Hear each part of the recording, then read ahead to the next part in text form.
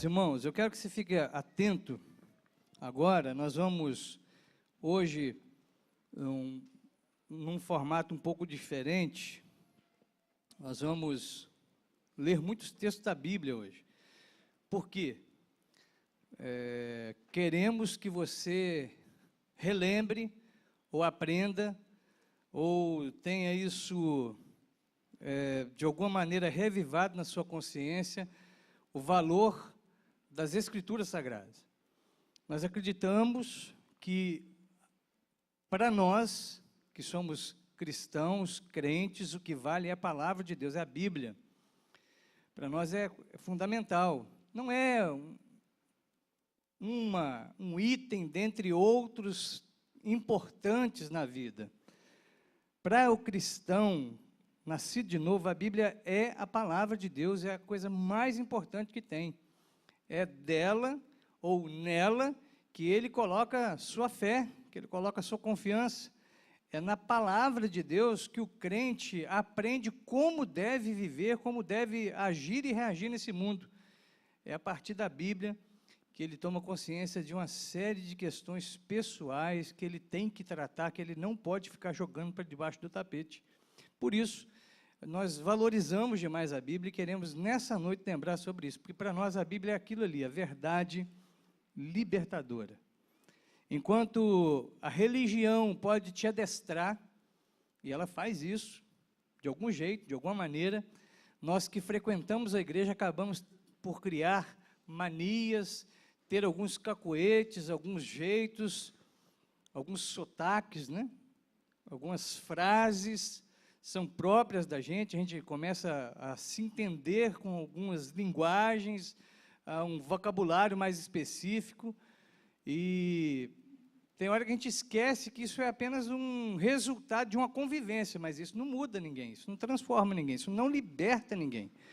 O que realmente liberta as pessoas é a verdade, não é o cacuete dessa ou daquela igreja, não é a mania desse ou daquele outro clube religioso, mas o que pode e que é capaz de libertar seu coração, de levar paz para o seu interior, está na Bíblia. A Bíblia é a palavra de Deus e ela é a verdade libertadora. Somente as Escrituras são capazes, capaz de fazer essa transformação na vida da gente. Nós temos muita literatura, muita coisa que a gente pode ler, ouvir e gostar, mas nada é capaz de tocar o ser humano na alma e transformá-lo por completo.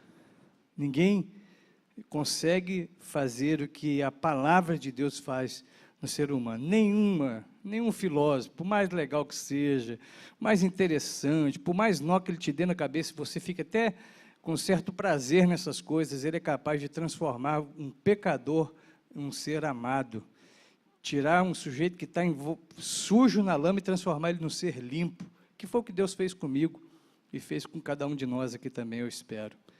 E a gente aprende isso na palavra. Isso não vem da sabedoria popular, isso não vem das músicas que a gente curte, sejam elas gospel ou não, não importa. Isso vem apenas da verdade. E nós temos visto isso aqui nos últimos domingos. Nós já tratamos disso aqui. No primeiro domingo que tratamos sobre a Bíblia, nós vimos como que ela é uma verdade libertadora diante das provações, porque Jesus passou por isso, ele estava num momento muito delicado, no deserto, foi levado para lá pelo Espírito Santo de Deus para ser provado, tentado ali pelo diabo, e ele respondeu àquela situação com a Bíblia. Ele não encheu a cara de cachaça, ele não foi cheirar uma carreira, ele não foi para o Facebook desabafar, colocar todos os seus sentimentos ali, não, ele respondeu àquela provação citando as Escrituras, citando a Bíblia, porque a Bíblia é suficiente para poder nos ajudar, para poder nos abençoar, para nos libertar diante das provações. Não tem nada melhor do que a Bíblia. Por isso que Jesus usou a Bíblia. Se tivesse um outro método melhor, se existisse uma outra forma possível, ele teria usado ela. Mas ele já deu exemplo para nós. E mesmo quando o diabo tentou fazer ali uma confusão na mente de Cristo, usando da própria Escritura para poder fazer propostas indecentes, Jesus não caiu nessa conversa, ele não caiu nesse conto. Ele respondeu o que está na Escritura, de fato, porque ele acreditava, ele conhecia e ele obedecia às Escrituras. Para Jesus não era nada demais, não era nada de, assim, absurdo obedecer à Bíblia, esse livro, né? Claro que era uma outra Bíblia, um outro formato, era o Antigo Testamento apenas, até na época de Jesus. Todo o Antigo Testamento. Tem algumas pessoas mal informadas, mal informadas mesmo, não acredito que são mal intencionadas, não, são apenas mal informadas que acreditam que quando Jesus fala das Escrituras, ele está falando só do Pentateuco. É mentira. Ele cita Salmos, ele cita profetas, é a Bíblia inteira do Antigo Testamento. É muito sem juízo e sem fundamento dizer que Jesus está falando só do Pentateuco. E se fosse só o Pentateuco, também seria suficiente para a gente, pelo menos, se apegar ao Pentateuco, aos 5 primeiros livros da Bíblia. Mas não é só isso. É enganoso crer nessa teoria. Não só é enganoso, como é perigoso caminhar por esse formato aí de pensamento. Porque questiona-se aquilo que Jesus nunca questionou. Nós vimos também como que a Bíblia é uma verdade libertadora, e ela, como fonte primária, é a primeira coisa que consegue fazer transformações internas e externas. Você pode conferir isso depois lá no YouTube, nós temos essas mensagens lá, nós já vimos isso aqui, e lembramos aqui de um exemplo, são vários na Bíblia, mas a gente tem um exemplo muito marcante, que é do rei Josias, que vai fazer uma reforma na igreja. Ele só vai fazer uma reforma no templo, não está pensando em nada não. Mas aí alguém lá descobre o livro da lei, lê, não consegue guardar para si mesmo aquela leitura, é impactado por aquela leitura e faz chegar ao rei. O rei, quando lê, também fala, não, a gente não pode ficar com isso aqui só para a gente, isso tem que ser comunicado, tem que ser passado para geral, para todo mundo, para a nação inteira. E ele faz uma convocação e lê diante do povo a lei, e todo mundo se arrepende de estar vivendo do jeito que estava vivendo até então, e eles fazem votos, renovam votos com Deus, uns fazem pela primeira vez, quebra-se poste ídolo, para com o culto, com a prostituição, com um monte de coisa que eles faziam errado naquela época, de oferecer criança para entidades que eles acreditavam até então. Isso tudo porque leram a Bíblia. Pensa bem, como que essa verdade é libertadora. Todo um sistema que funcionava daquele jeito ali é quebrado, e a pessoa consegue romper com todo um costume que já vinha de pai para filho. Ele vence as manias até da própria família, porque a Bíblia, a lei é mais importante. As Escrituras são capazes de trazer essa potencialidade, mudar a gente. A Bíblia é libertadora porque ela diminui nossa arrogância pessoal, nos colocando de joelhos.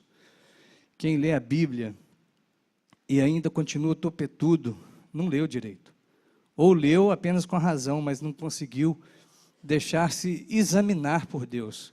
É porque leu com a lupa, achando que a sua consciência, a sua capacidade, a sua razão é mais poderosa do que aquele que te criou. Isso é um problema muito sério.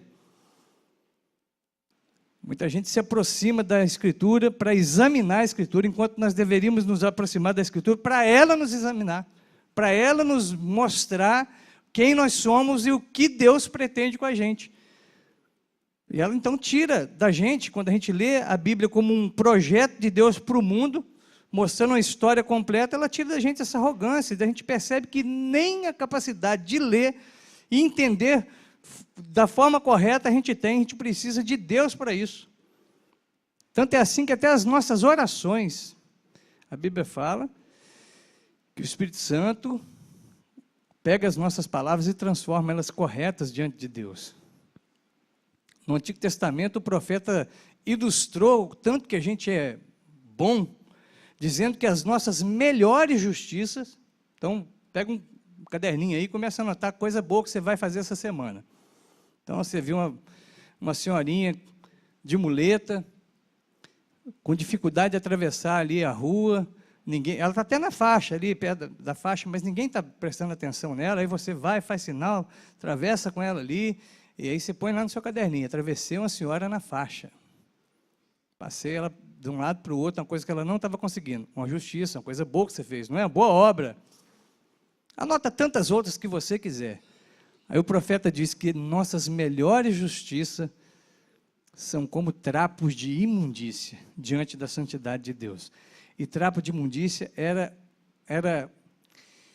um negócio que a mulher usava no momento da sua menstruação.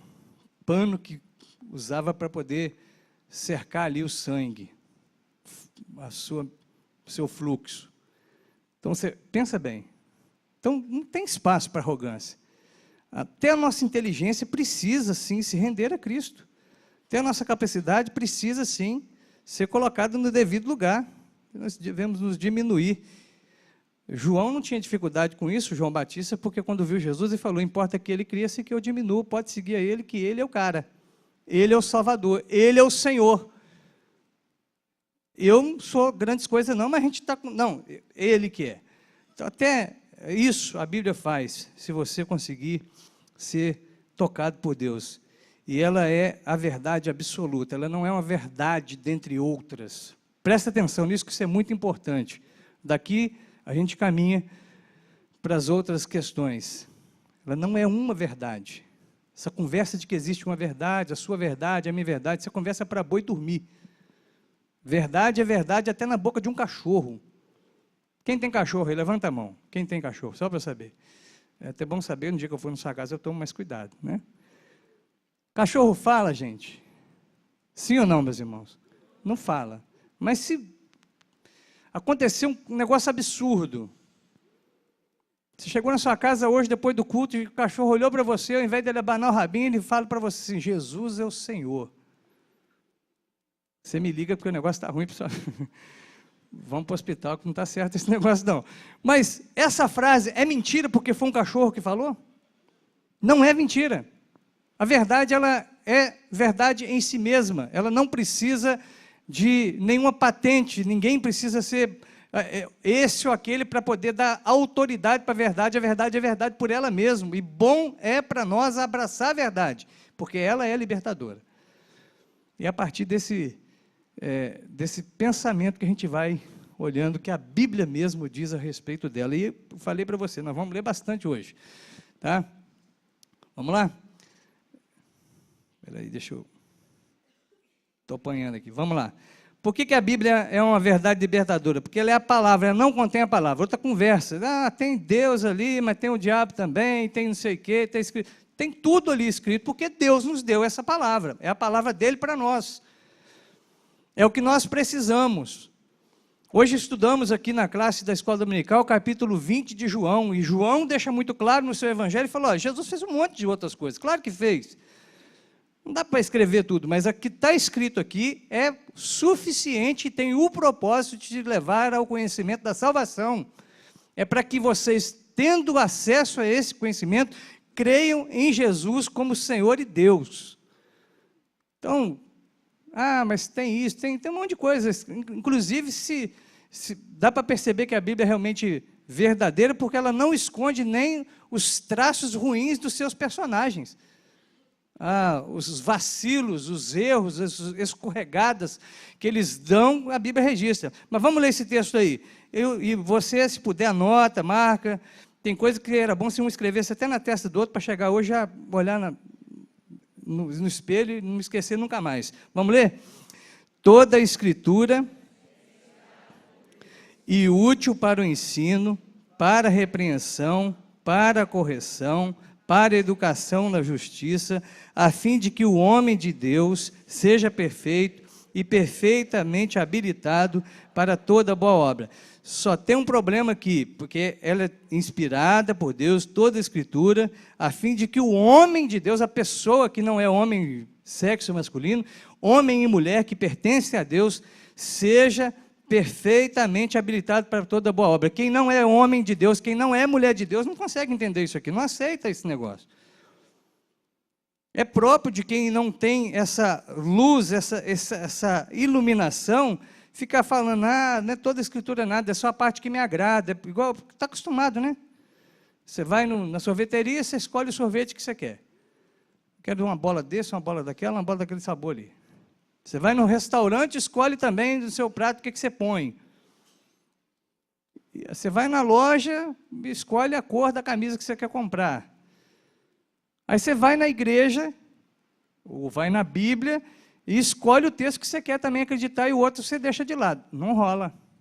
Não vai rolar. Não dá para fazer isso. Você pode ter essa liberdade de escolhas, de separação em outro lugar. Na Bíblia não, é toda a Escritura inspirada. Aí vai ter gente que vai falar assim, não, mas a Escritura que ele está falando aqui não contempla o Novo Testamento. Espera aí, nós vamos chegar lá. Vamos ver que não é só o Antigo Testamento, e se fosse só o Antigo Testamento, também não seria problema. O Antigo Testamento fala constantemente a respeito de Jesus como Senhor, como Salvador, como prometido das nações, como aquele que viria a ser machucado, sacrificado e morto em nosso lugar, e que ressuscitaria no terceiro dia. O Antigo Testamento fala disso. Jesus é o cumprimento das promessas. Toda a Escritura é inspirada, toda. Ela não é algo que tem a palavra de Deus ali e tem outras coisas. Não, ela é a palavra de Deus. Não aceita sua mente devagar para outra coisa. Vamos lá. Vamos ler. É a palavra de Deus e não contém a palavra de Deus. Pedro e Paulo sabiam disso. Vamos ler aí, o texto está citado, a gente já tem o texto também transcrito ali, vamos apenas ler. E tende por salvação a longanimidade de nosso Senhor, como igualmente o nosso amado irmão Paulo vos escreveu, segundo a sabedoria que lhe foi dada, ao falar acerca destes assuntos, como de fato costuma fazer em suas epístolas, nas quais há certas coisas difíceis de entender, que os ignorantes e instáveis deturpam, como também deturpam as demais escrituras, para a própria destruição deles. Gente, dá uma olhada aí, muito simples. Você querer escorregar desse negócio aqui, meu amigo, é assim, é uma falta de interpretação de texto, ou é simplesmente porque seu coração está duro, precisa ser alcançado pelo Espírito Santo de Deus. É muito fácil. Pedro está citando Paulo, dizendo que Paulo tinha até uns negócios difíceis de entender. Realmente tem coisa que a gente lê de Paulo que foge a nossa compreensão por completo, é natural, porque ele está falando de Deus. Deus é maior do que nós. Capítulo 11 de Romanos é interessante que ele chega e fala, ó profundidade da riqueza, tanto da sabedoria como do conhecimento. E ele fala, quem conheceu a mente do nosso Senhor, como se ele chegasse num ponto e falasse assim, não tem mais o que dizer, muita coisa que Deus é. E aí parece estranho, parece meio perdido, não é perdido, ele está apenas admirando o tamanho do amor de Deus, a maneira como Deus conduziu toda a história, porque ele está citando tudo o que aconteceu até então. Romanos é um desses livros que você lê e ele te remete para a Bíblia inteira. Considerado por muitos como o melhor compêndio de teologia bíblica que você pode ler. Ele está falando Pedro, apóstolo também, está falando do Paulo, está falando das cartas de Paulo. Quais cartas, meus irmãos? Essas que nós temos aí. Ah, mas está faltando umas cartas aí de Coríntio. É fato. É verdade, está faltando mesmo. A gente vai ler Coríntios e percebe que Paulo já tinha escrito algo para eles antes. A gente não tem essa carta. Não tem essa carta. Mas esse que nós temos é suficiente? Aquilo que a gente recebeu é suficiente? Ou a gente vai ficar procurando pelo em ovo, chifre na cabeça de cavalo? Muita gente faz isso. Prefere esse tipo de falsa intelectualidade, pseudo-esperteza, ao invés de assumir que é frágil, que o que está aí é suficiente para poder te fazer humilhar-se na presença de Deus e se render de joelhos a Ele e receber o amor dEle no seu coração. Pedro confirma aquilo que Paulo falou, ele também está escrevendo, e ele fala que tinha um pessoal que não só achava difícil, mas adulterava. Você sabe o que é adulterar gasolina? Sabe o que é adulterar gasolina? É o que nosso país faz, joga um quarto de álcool ali, e tem mais algumas coisas, tem posto que ainda coloca mais uns outros ingredientes ali na receita. A gasolina adulterada, misturada. Tinha gente que fazia isso, deturpava, adulterava. E ele diz aí no final do verso 16, como também deturpam as demais, o que está escrito aí? Escrituras. Para Pedro, a palavra de Paulo também era escritura. E o pessoal que estava deturpando as escrituras também deturpava aquilo que Paulo falava. É difícil, mas quem faz isso é próprio, aí eu não vou nem ler, eu vou deixar você ler. Quem é que deturpava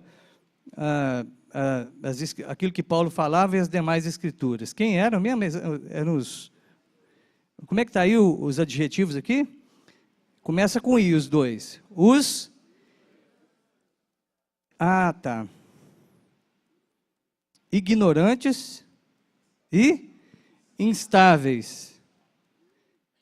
Ignorante, que não tem o conhecimento. Ou o tem pela metade ou por parte. Instável, aquele que fica vacilante. É aquele tipo de pessoa que uma hora está, mas na hora que você pensa que está, não está mais. Agora está de novo. Agora não está mais não. Eu sou crente. Não, agora não sou mais não. Agora eu estou firme com Jesus. Agora eu estou firme com Jesus e mais a filosofia. Não, agora só a filosofia. E os filósofos preferidos. Agora eu abracei mesmo. Agora eu sou crente e tal. E depois agarra-se com outra coisa. Instável. Vacilante, fica boiando, não tem firmeza, não tem raiz na Bíblia. Ele não aprendeu que a palavra de Deus é libertadora, então ele fica procurando, tateando as coisas, pegando para cá, pegando para lá, e nunca se agarra em nada, porque o que ele precisa se apegar mesmo é a palavra de Deus. Só isso. Deixar de ser ignorante, lendo a Bíblia, conhecendo a palavra, e deixar de ser vacilão. Instável é aquele cara vacilão, que a hora está legal, fazendo as coisas certas, a hora não está. Aquela pessoa que vai muito ao céu, muito à terra, não tem uma firmeza. Mas a Bíblia é a palavra de Deus, ela não contém somente a palavra de Deus. Olha o que diz o verso 17. Vamos ler todos juntos. Vós, pois, amados, prevenidos como estáis de antemão, acautelai-vos, não suceda que arrastados pelo erro desses insubordinados, descaiais da vossa própria firmeza. Antes crescei na graça e no conhecimento do nosso Senhor e Salvador Jesus Cristo.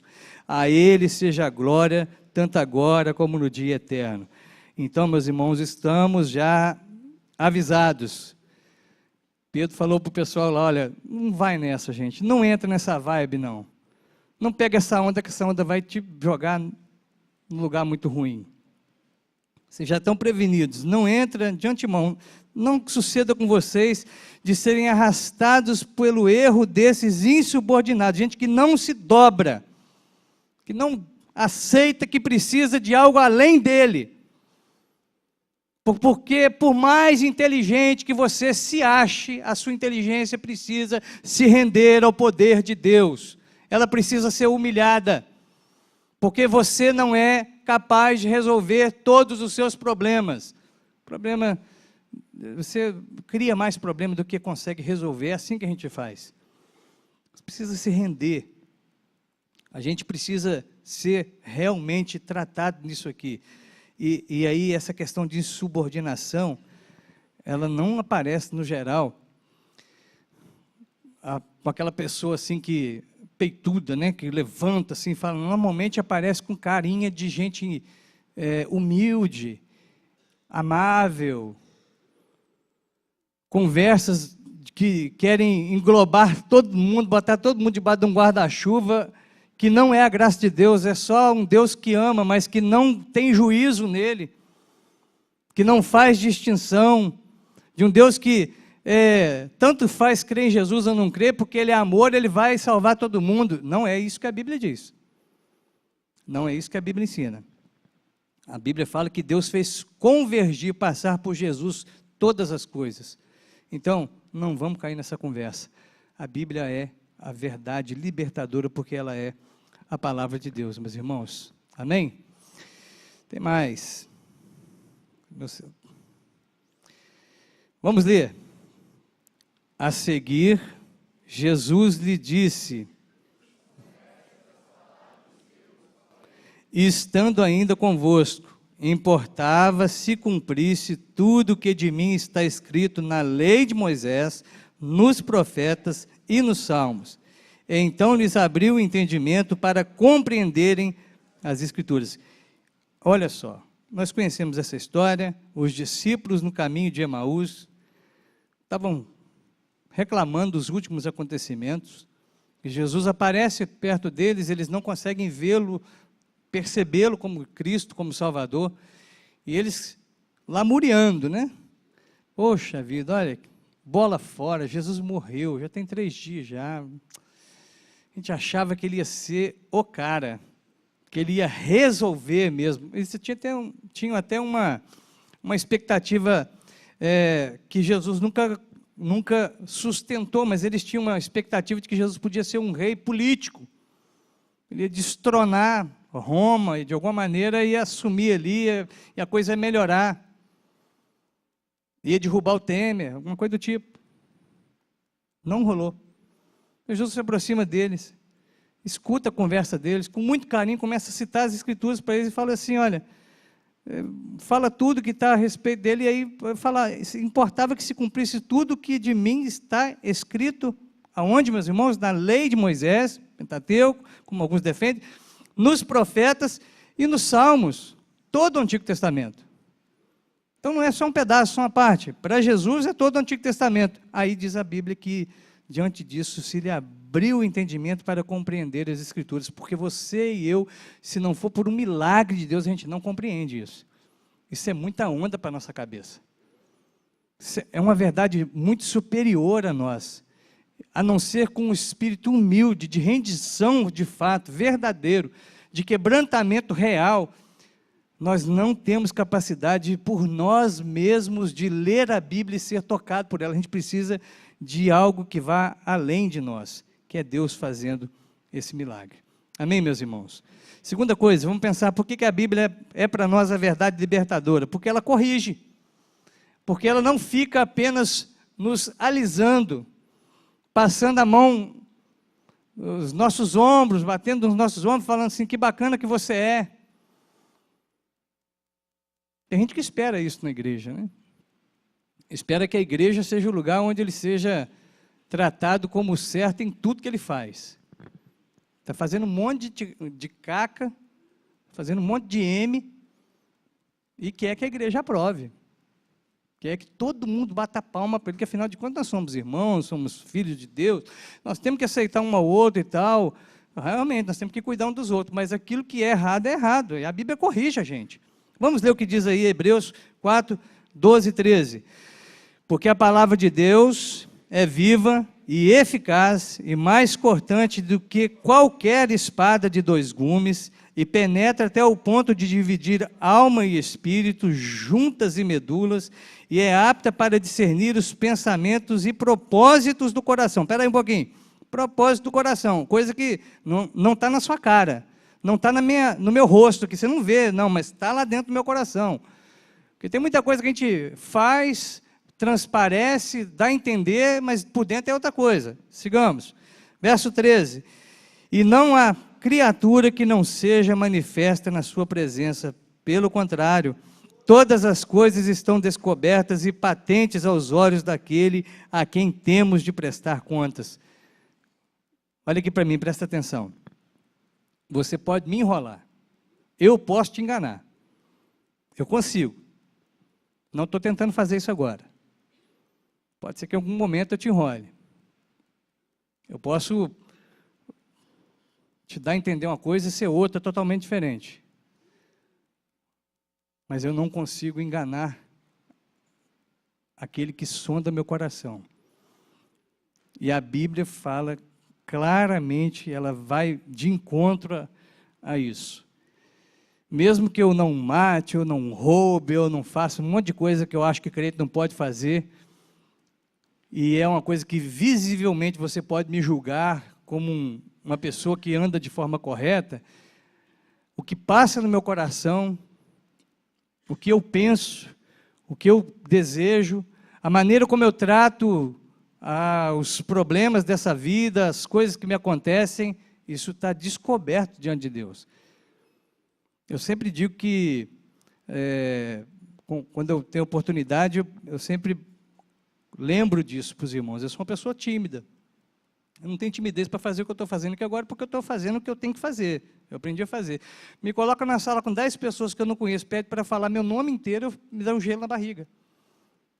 Sou uma pessoa tímida. Sou uma pessoa com dificuldade de demonstrar emoção também. Às vezes estou muito feliz e não consigo que a pessoa descubra que eu estou satisfeito com ela. E às vezes eu estou azedo também com alguma coisa e não vejo também. Fica ali, meio morro, não é um negócio estranho. Não queria ser assim, não. E aí, às vezes passo impressões diferentes para as pessoas e, ao se aproximar delas ou elas de mim, nós vamos consertando. A gente vai ajustando isso. Pô, falei que o negócio com você foi mal. Pois é, pastor. Então, a gente vai se ajustando. Mas se tem um negócio que não dá para enganar, é Deus, eu não consigo. Eu nem tento. E mesmo eu sendo assim, desse jeito, Ele sabe todos os propósitos do meu coração. E a palavra de Deus, quando eu leio, ela não consegue, eu não consigo fugir dela, ela vai discernindo, ela vai separando as coisas de fato. Tempo atrás eu vi uma tirinha que o sujeito mandou para um crente no trabalho. O cara é muito crente no trabalho, e fazia questão de todo mundo saber que ele era crente, orava, fazia um monte de coisas assim que, digamos, são coisas que crente faz ou gosta de fazer. Só que, ao mesmo tempo, ele era intolerável, chato, enjoado, sem amor com as pessoas. Tudo ele tinha que pegar e citar um verso da Bíblia. Antes de amar as pessoas, ele queria condená-las. Antes de estender a mão, ele estava empurrando para o ralo. E ele colocou na mesa dele um calendário escrito Jesus te ama. Aí teve um sujeito que é mais sarcástico, mais irônico, foi lá e escreveu: Jesus te ama também, mas aqui todo mundo te acha uma mala. Eu até acredito que Jesus te ama, mas aqui no serviço todo mundo te acha intolerável, uma porcaria. Para as pessoas, talvez ainda consiga ter tipo de crente, né? Jeito de crente, linguajar de crente. Eu tenho um medo tremendo dessas coisas, a gente ficar com manias e conversando de uma forma que só a gente entende. Até na hora de levar o evangelho para os outros, de levar a verdade, somos, às vezes, viciados numa maneira de falar, e aí chegamos, ô abençoado, né? Ô varão. O cara olha para você e fala: o que ele comeu, né? Chega perto da gente para ver se a gente não está com bafo de alguma substância, porque ele não entende isso. A gente até, de alguma maneira, pode maquiar, fazer todo um processo para parecer crente, mas a Bíblia, quando a gente lê, ela desmascara a gente por completo. Ela tira essa opção da gente ficar aí fingindo que é isso, que é aquilo, não tem espaço. Você pode fingir para mim, eu posso fingir para você, mas quando eu leio a Bíblia me coloca para baixo e me põe no foco do amor de Deus. E é a melhor coisa que tem. Ali eu não sou bom, eu não sou pastor, eu não sou crente há muito tempo, não tem nada disso. Eu sou um pecador alcançado pela graça de Deus em Cristo Jesus. É isso que a Bíblia faz. Ela é capaz de fazer esse trabalho minucioso. Por isso que o escritor usa essa figura de linguagem a ponto de dividir alma e espírito, coisas indivisíveis, junta e medula, colado. Ela é capaz de separar daquilo, coisas que estão muito coladas, que parece que são uma coisa só, mas não é. Ela pode fazer, Ele vai fazer isso no seu coração, se você humildemente se prostrar diante de Deus e ouvir a sua palavra. Ela nos corrige. Quer ver só? Tem mais. Vamos ler todos juntos, vamos lá. Entretanto, o firme fundamento de Deus permanece tendo este selo: o Senhor conhece os que lhe pertencem. E mais, aparte-se da injustiça todo aquele que professa o nome do Senhor. Ora, numa grande casa não há somente utensílios de ouro e de prata, há também de madeira e de barro, alguns para a honra, outros, porém, para a desonra. Assim, pois, se alguém a si mesmo se purificar destes erros, será utensílio para a honra, santificado e útil ao seu possuidor, estando preparado para toda boa obra. 22. Foge outrossim das paixões da mocidade, segue a justiça, a fé, o amor, a paz, com os que de coração puro invocam o Senhor. Coração que está ali, rendido somente a Deus realmente, que tem Deus como a prioridade da sua vida. Vamos mais. Vamos lá, não vamos perder o pique não. E repele as questões insensatas e absurdas, pois sabe que só engendram contendas. Verso 24. Ora, é necessário que o servo do Senhor não viva a contender, e sim deve ser brando para com todos, apto para instruir, paciente, disciplinando com mansidão os que se opõem, na expectativa de que Deus lhes conceda não só o arrependimento para conhecerem plenamente a verdade, mas também o retorno à sensatez, livrando-se eles dos laços do diabo, tendo sido feitos cativos por ele para cumprirem a sua vontade. Meus irmãos, prestem atenção, verso 25 e verso 26 que está aí diante de nós. É muito sério esse negócio. A gente não fica dando palco para o diabo, não, tá? Nós não somos aqui um povo que fica dando moral para o inimigo e dando para ele o microfone para poder falar, dar oportunidade aqui, não. Agora, está claro aí, a gente precisa perceber isso. Primeiro, a carta escrita a Timóteo está orientando ele como um pregador, como um pastor que cuida de outras almas, a tomar algumas atitudes, e ele diz ali, verso 25, disciplinando com mansidão os que se opõem, não na expectativa de que você vai convencê-lo, Timóteo, que você vai fazer algo que vai transformar a vida dessa pessoa, porque você não tem capacidade para isso, não. Timóteo, esquece, você não dá conta. Você tem que ter uma expectativa de que Deus conceda para essas pessoas o quê? O que está aí no verso 25? Não só o arrependimento para conhecerem plenamente a verdade, mas também o retorno à sensatez. É Deus que dá isso para a gente. É Deus que dá isso para as pessoas. É o Senhor. Então nós fazemos da Bíblia nosso livro, ela nos corrige, ela nos liberta, porque ela não fica nos alisando, nos fazendo cafuné, dizendo que nós somos lindos, maravilhosos, cheirosos. Ela fala dos nossos problemas, fala que a gente tem tendências que são suicidas, espiritualmente só nos levam para o buraco. Mas ela também pode nos ajudar, e a gente tem que aplicar a Bíblia do jeito certo, esperando essa disciplina acontecer, e tendo a expectativa de que Deus faça algo. Então, quando você estiver lendo a Bíblia, crie uma expectativa. Não leia só por ler.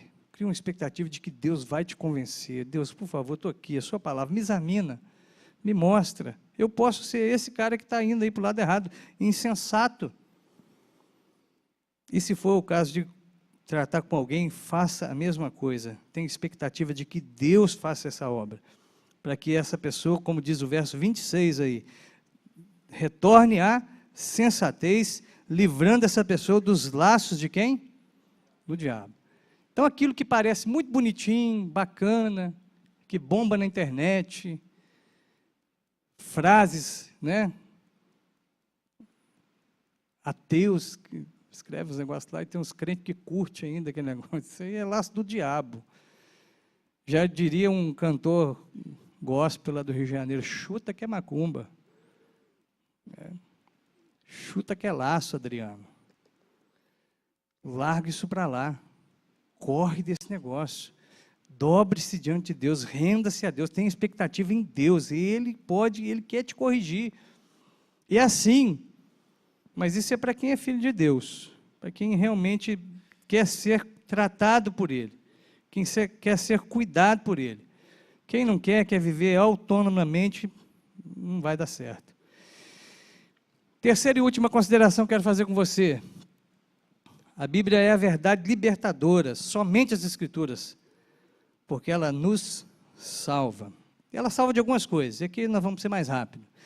Primeiro, ela nos salva de algumas manias. O Marcos 7,13, Jesus está falando assim, olha, vocês estão invalidando a palavra de Deus pela vossa própria tradição, vós mesmos transmitistes, e fazeis muitas outras coisas semelhantes. O que estava acontecendo aqui? O pessoal, na desculpa de viver uma vida de crente, uma vida de adoração a Deus, estava fazendo um monte de coisa que era para gosto pessoal. Tinha um monte de coisa. Uma delas, só para a gente citar, para a gente lembrar, eles tinham um compromisso de cuidar dos pais, né? De abençoar os pais quando ficavam mais velhos. Esse compromisso não mudou até hoje, né? Mas aí tinha algumas pessoas que falavam assim, que trabalhavam no templo e tal, e falavam assim, não vamos fazer isso não. Vamos doar o dinheiro para o templo, uma oferta santa. Vamos doar aquela colheita, aqueles negócios todos para o templo. Por quê? Porque eles se aproveitavam lá do templo, eles iam comer lá. Eles estavam fazendo o quê? Pedalando. Dando pedalada na oferta. Dando pedalada no dízimo. Fazendo uma troca engenhosa ali, assim, que parecia muito inteligente, mas Jesus olha e fala assim, não adianta, que isso não cola não, para mim não rola. Vocês estão pegando a própria tradição e usando contra vocês. E ela nos salva dessas manias de crente, coisas que nós criamos. Nós temos no universo evangélico um monte de mito. E tem gente que se prende nele, fica assustado, e uma série de questões, assuntos que a gente não gosta nem de citar. A gente não gosta nem de falar sobre eles, temos dificuldade de falar. Suicídio, por exemplo.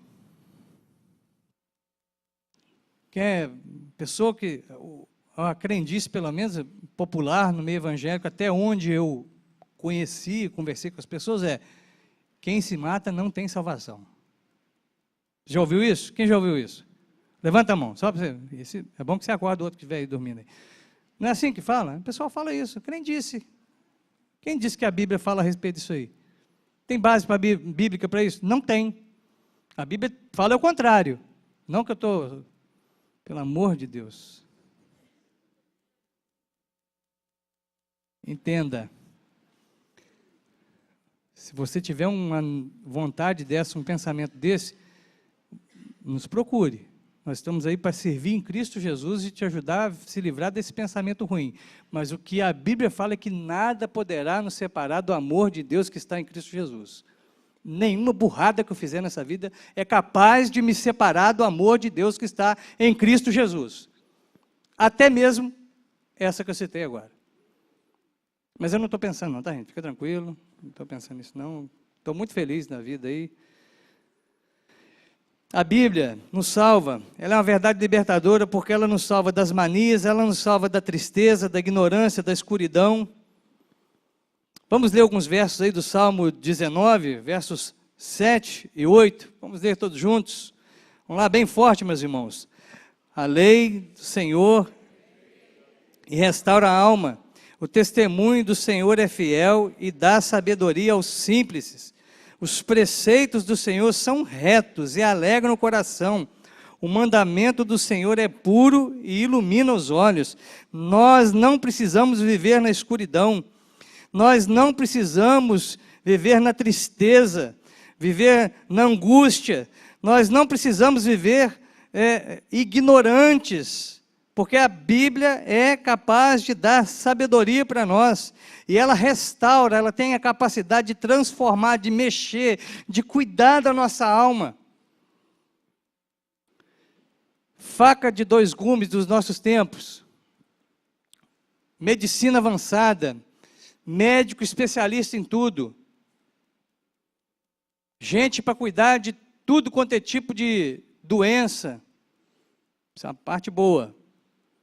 Especialista, ortopedista, aí o ortopedista tem aquele que é de braço, tem o que é de ombro, tem o que é de dedo, tem uns negócios, eu chego a ficar assustado quando eu vou vendo, especialista até em partes bem pequenas do corpo. Parte boa, questão boa, avanço. O outro lado desse disco aí, desse bolachão aí, o lado B. Não vale. Tem uma turma que não vai saber o que é isso. O lado ruim desse negócio, o outro lado dessa moeda. Todo mundo depende agora só de médico, só dessas coisas. Muita tristeza da alma da gente poderia ser resolvida sem remédio. Eu acredito nisso. Se o coração se dobrasse realmente diante do Senhor. Se Deus fosse a fonte da alegria da gente, nós não precisaríamos tomar tanta fluoxetina. Não teria necessidade, porque a gente teria satisfação em Deus. Ele poderia e pode, a lei dele é capaz de produzir na gente alegria que remédio nenhum é capaz. E agora, como é que fica? Vamos parar com remédio, vamos jogar tudo no lixo? Não, de jeito nenhum. Não estou pedindo para ninguém aqui abandonar seu tratamento, abandonar seu cuidado, abandonar suas consultas, suas receitas. Só estou dizendo que você pode se consultar com a lei do Senhor e pode ser que ela te dê um resultado melhor e mais duradouro. De vez em quando você faz isso. Com gripe é mais fácil, não é? O que é bom para a gripe, meus irmãos? Deixa eu ouvir, porque a sabedoria da igreja agora, quero ouvir. Fala aí para mim, para dar tempo de eu beber água também, né? Senão... O que é bom para a gripe? Vitamina C, ouvi. O que mais? Limão com mel, pode ser? Pode ou não? Limão com mel. Mais alguma coisa? Tá, tem coisa que você não vai querer falar porque você acha que é pecado. Então depois você me fala na porta ali. A minha avó tinha umas garrafas. Tinha um monte de mato dentro dela, uns tronquinhos, negócio que era... Ela falava que era remédio, mas era pinga. Aí toda vez que acontecia alguma coisa assim, tipo, a gente ia para algum lugar pescar, pegava chuva. Aí chegava escondida da minha mãe, falava, toma que é para remédio, só um pouquinho. É para tirar o resfriado. Tem gente que acredita nisso, né? Com gripe é mais fácil a gente fazer esse tipo de troca, de negociação. No decorrer da vida, tenho tido muita crise de sinusite. Graças a Deus, já fazia quase um ano. A última foi em setembro do ano passado. Essa semana eu tive de novo. E aí, aqui, quantidade de coisa que eu já usei. E tudo que manda usar, eu uso também. A última vez, a médica falou comigo, você pode parar de beber leite? Eu falei assim, posso, velho. Nem pedi explicação. Vai parar de doer? Vai parar? Tá, para de beber leite. Parei. Não de tudo, né, mas comecei a evitar. Aí demorou quase um ano para ter crise de novo. Talvez seja o leite, pode ser, não sei. Não estou preocupado com isso, não. Mas a gente troca. Pastor Leonardo me deu um vidrinho de umas gotinhas para cheirar todo dia, assa peixe. Acho que é isso mesmo que chama o negócio. Pingo também. Problema não. Noex, a médica passou para mim, ó, você não vai poder, você é muito alérgico, você tem rinite, sei o que e tal, não é só sinusite. Você vai ter que cheirar esse troço a vida inteira. A vida inteira eu comprando esse troço aí, vamos cheirando. Todo dia, uns jatinhos, vamos lá. Se aparecer mais alguma coisa aí que for legal, tá? Que não foi legal, nós estamos abertos para discutir essa questão de sinusite. Tem crise não. Só que a Bíblia fala, no Salmo 19, que a lei do Senhor é perfeita. Ela não é deficiente, ela não é manca, ela não é falha, ela não é mentirosa. Não, ela é perfeita. Ela faz o quê? Restaura a alma. Você está com a alma doente? Você está com a alma adoecida? Procura a lei do Senhor. Ela é capaz. Ela te salva dessa enfermidade. A lei do Senhor, o testemunho do Senhor é fiel e dá sabedoria aos simples. Você não precisa viver na ignorância, não precisa. Os preceitos do Senhor são o quê? Retos. E fazem o quê? Alegram o coração. Retos, perfeitos. Preceito do Senhor. Não é a palavra do pastor que é reta, não. É o preceito do Senhor que é reto. Esses são. Tem curva, não. Não tem, sabe, pegadinha, buraco, não tem nada. Perfeito. Meus irmãos, o mandamento do Senhor é puro e ilumina os olhos. Amém? Por último, último verso. Agora não terminamos, tá? Senão, daqui a pouco você vai falar assim, na Bíblia não fala para parar de falar mentira, não, que você já falou que ia acabar, não é da agora, né? Vamos ler? A Bíblia nos livra também da mentira. Vamos ler aí esses 2 versos. Examinai as Escrituras, porque julgais ter nelas a vida eterna, e são elas mesmas que testificam de mim. Contudo, não quereis vir a mim para terdes vida. João capítulo 5, verso 39 e 40. Paramos aqui. A Bíblia é a verdade libertadora. Somente a Escritura é. E ela nos salva da mentira e da perdição eterna. Os judeus questionavam ali, na época de Jesus, o que ele estava fazendo. É interessante que você lê o Evangelho de João, isso fica muito claro, nos outros evangelhos também, mas no Evangelho de João, te aconselho a ler, ou a reler, e estudar. É interessante que no Evangelho de João acontecem alguns episódios, e aí você vê um pessoal que acredita demais, abraça com força, não quer sair de perto de Jesus de jeito nenhum. Aí tem uma turma que gosta do movimento. Você percebe isso? Leia lá para você ver. A turma que gosta do movimento. Está ali Jesus, está fazendo um movimento, eles estão ali. Mas se surgir um movimento do outro lado, eles vão para o outro lado também. E tem uma turma que fica comendo as unhas o tempo todo, falando, nós temos que pegar esse Jesus. Nós temos que dar um fim nesse cara. Nós temos que dar um basta nele. Ele está quebrando a gente. Ele está destruindo a nossa religião, a nossa religiosidade. Ele está dizendo para nós que nós somos sepulturas caiadas, assim, caixão enfeitado. Como é que pode um negócio desse? Falta de respeito? Porque tinha gente orgulhosa naquela época também, você acha que é só hoje que tem? Não, naquela época também tinha um pessoal topetudo, arrogante. E eles estavam azedos com Jesus, e eles ficavam tentando achar um defeito em Jesus. E chegavam, a Bíblia está registrada, lá João chega a falar assim, tentaram, não deu certo. Aí eles falam assim, não foi, não deu, o pessoal está muito ali em volta, está todo mundo feliz com o que Jesus está fazendo, não vai ser dessa vez. Vamos aguardar que ele vai dar uma vacilada. Ele vai dar uma escorregada em alguma coisa e a gente pega ele. Leia lá, não acredito no que eu estou te falando, assim, direto não. Vai lá, confere para ver se é isso mesmo. E aí Jesus fala para eles isso. Vocês estão me questionando, me botando à prova.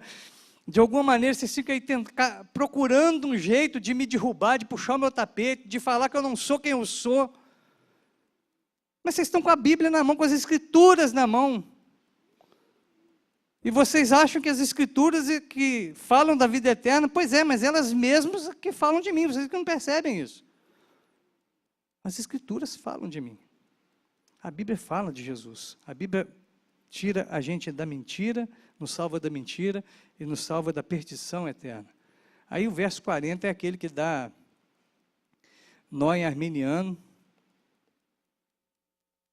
e alega o coração dos calvinistas.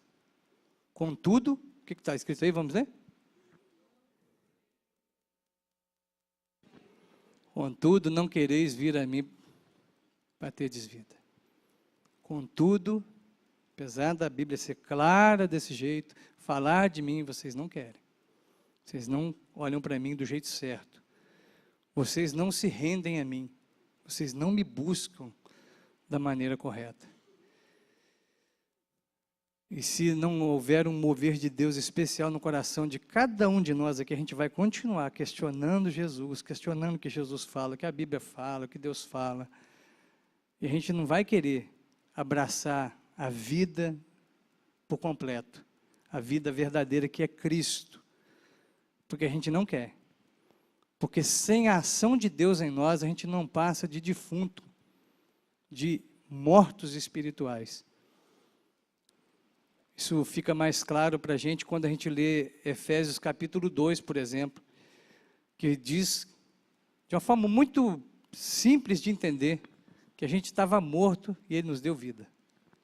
E morto não tem vontade mesmo.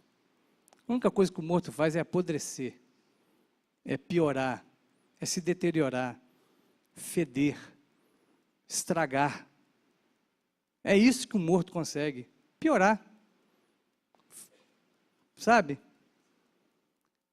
Entorpecer o ambiente de um cheiro horroroso. Só isso. Morto não tem vontade. Se você tiver dúvida, não faça isso aqui na igreja, por favor, que eu vou te sugerir, você procura um outro lugar aí, porque se você fizer isso aqui, vai ficar ruim para nós. Mas se você tiver dúvida a respeito da capacidade de um morto, vá em algum velório. Todo dia tem, a cidade aqui é grande, morre muita gente todo dia. E vai lá e faça proposta para ele, vai estar lá estendido, oferece para ele o que você quiser oferecer.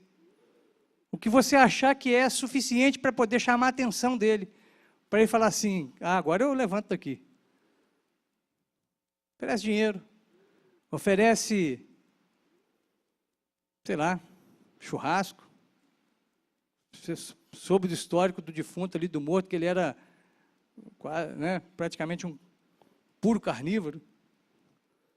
Chama ele para um churrasco. Mostra uma foto no celular, explicitadamente, tá? Ele mostra assim, uma foto da picanha, daquele jeito assim e tal. Fala, bora, levanta aí. Vamos. Ofereça sexo para ele, ofereça o que você quiser. Ele não vai sair dali, porque ele está morto. E a nossa condição antes de encontrar com Jesus é uma condição de mortos espirituais. E por isso que a Bíblia não faz sentido até que Deus venha e faça alguma coisa especial dentro do nosso coração. Até que Ele mude a chave ali. E transfira a nossa mente para Ele. É nessa hora que a gente se percebe miserável, sabe? Impotente, incapaz. Incapaz de resolver as coisas mais simples da vida. E se rende de uma maneira assim absurda. A gente se joga no braço dele e sabe que Ele não vai deixar a gente cair no chão. Que Ele vai nos abraçar, que Ele vai nos pegar e vai fazer da gente uma nova criatura. Porque antes dele fazer alguma coisa, a gente está agarrado ali no verso 40, a gente não quer. A gente não quer. E o que eu peço a Deus é que essa palavra aqui seja um momento de Deus fazer a gente querer. Que Ele nos direcione para essa verdade libertadora que é a Bíblia. E nos faça querer Ele acima de qualquer outra coisa. Abaixe sua cabeça, vamos orar. Senhor Deus e Pai, no nome de Jesus, nós te buscamos nessa noite, e é com muita humildade que nós declaramos aqui a nossa limitação. Agradecemos ao Senhor, porque a gente tem tão fácil, tão acessível a sua palavra. E mesmo assim, ela pode parecer para a gente algo estranho, escrito na linguagem que a gente não entende, porque a gente ainda não nasceu de novo, ou a gente não se rendeu completamente ao Senhor. Faz essa obra que só o Senhor pode fazer, nos dobra, nos inclina. Eu te peço em nome de Jesus, que o Senhor me faça render a Ti, a minha mente, a minha inteligência, tudo eu quero dobrar diante do Senhor. E quero que o Senhor faça isso com a mente, com a razão de cada pessoa que está ouvindo isso aqui agora. Que o Senhor nos dobre a Ti. Que o Senhor nos humilhe, que o Senhor trate com a gente de uma maneira tão poderosa que a gente não tenha dúvida de que o Senhor é Deus. O Senhor é poderoso de fato. Não é apenas um ser, um objeto, um mito, uma figura religiosa, mas o Senhor é Deus, todo-poderoso, capaz de tirar a gente dessa escuridão e nos levar para a luz. Queremos experimentar aquilo que já lemos na sua palavra, que o Senhor nos tire do reino das trevas e nos transporte para o reino do Filho do seu amor. Só o Senhor pode fazer isso, e nós humildemente pedimos que isso aconteça aqui nessa igreja, em nome de Jesus. Amém. Amém. Que Deus nos abençoe, meus irmãos.